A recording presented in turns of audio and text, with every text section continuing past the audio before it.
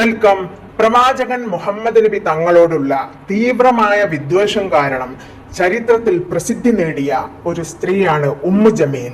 അർവ ബിൻത് ഹർബ്. ഖുർആനിൽ റബ്ബ് നേരിട്ട് ശപിക്കുകയും പേരെടുത്ത് പരാമർശിക്കുകയും ചെയ്ത അബൂലഹബിന്റെ ഭാര്യയാണ് ഉമ്മു ജമീൽ.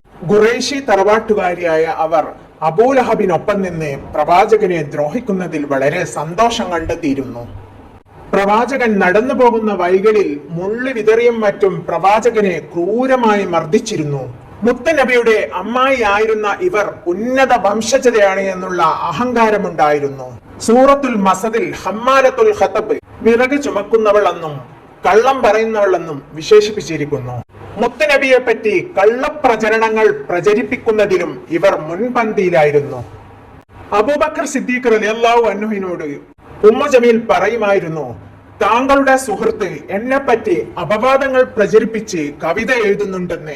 അത് കേട്ട് അബൂബക്കർ റളിയല്ലാഹു അൻഹു പറഞ്ഞു, എന്റെ സുഹൃത്ത് അങ്ങനെ ചെയ്യില്ല. കാബയുടെ രക്ഷിതാവാണ് സത്യം. അവർ നിങ്ങളെ അപമാനിച്ചിട്ടില്ല. പരിശുദ്ധ ഖുർആൻ തന്നെ ശപിക്കണമെങ്കിൽ ഇവർ എത്ര നീചമായിട്ടായിരിക്കും നമ്മുടെ നബിയോട് പെരുമാറിയിട്ടുണ്ടാവുക.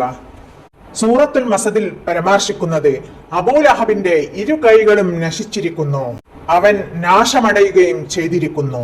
അവന്റെ ധനമോ അവന്റെ സമ്പാദിച്ചു വെച്ചതോ അവന് ഉപകാരപ്പെടില്ല.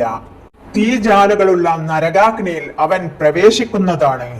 വിറക് ചുമട്ടുകാരിയായ അദ്ദേഹത്തിന്റെ ഭാര്യയും അവരുടെ കഴുത്തിൽ ഈന്തപ്പന കൊണ്ടുള്ള ഒരു കയറുണ്ടായിരിക്കും. ഉമ്മു ജമീലിന്റെ അന്ത്യം അതിദാരുണമായിരുന്നു എന്ന് പറയപ്പെടുന്നു.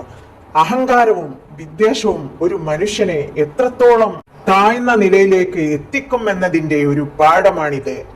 അബൂ സുഫിയാന്റെ സഹോദരിയുമായിരുന്നു ഇവർ. അല്ലാഹു തആല ഉന്നത കുടുംബത്തിൽ സാമ്പത്തികമായിട്ട് വളരെ ഉയർന്ന നിലയിൽ എല്ലാവിധ അനുഗ്രഹവും നൽകി അനുഗ്രഹിച്ച ഒരാളായിരുന്നു ഉമ്മു ജമീൽ. എന്നാൽ അവർ എല്ലാം മറന്ന് അഹങ്കാരിയായി തീർന്നു. ഇത് നമ്മിൽ ഓരോരുത്തർക്കുമുള്ള പാഠമാണ്. അഹങ്കാരം നമ്മെ ഇരു ലോകത്തു നിന്നും നമ്മെ നശിപ്പിക്കും. ഇതുപോലുള്ള ഇസ്ലാമിക കഥകൾ കിട്ടുവാനായി നിങ്ങൾ ഈ ചാനൽ സബ്സ്ക്രൈബ് ചെയ്ത് പ്രോത്സാഹിപ്പിക്കുമല്ലോ. Thank you.